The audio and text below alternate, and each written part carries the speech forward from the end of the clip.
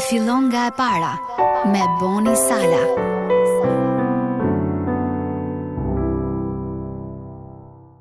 Ju burra, ti doni gratë tuaja, sikurse edhe Krishti ka dashur kishën dhe e ka dhënë veten e vet për të, që ta shenjtëroi, pasi e pastroi me larjen e ujit me anë të fjalës. Kështu burrat duhet i duan gratë e veta por si trupat e tyre. Kush do gruan e vet, do vetveten, sepse askush nuk urreu mishin e vet, por e ushqen dhe kujdeset me butësi për të. Sikurse edhe Zoti bën me kishën, sepse ne jemi gjymtyr të trupit të tij, të mishit të tij dhe të kockave të tij. A e doni bashkëshortin tuaj ashtu siç e do Krishti kishën e tij? Është puna e një jete të tërë, një punë që shkon përtej thjesht të qenurit bashk.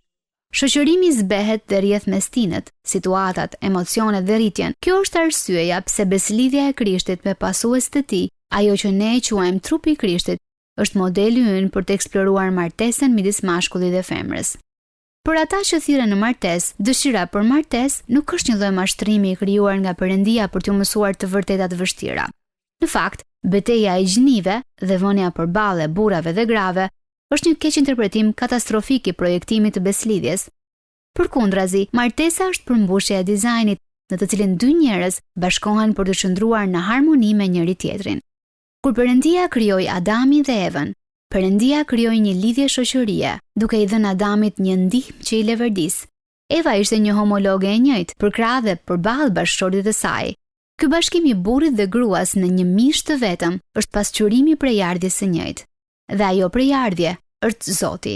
Si femra ashtu edhe mashkulli janë krijuar sipas shëmbulltyrës së Perëndisë, të krijuara në harmoni njësoj si degët e një peme.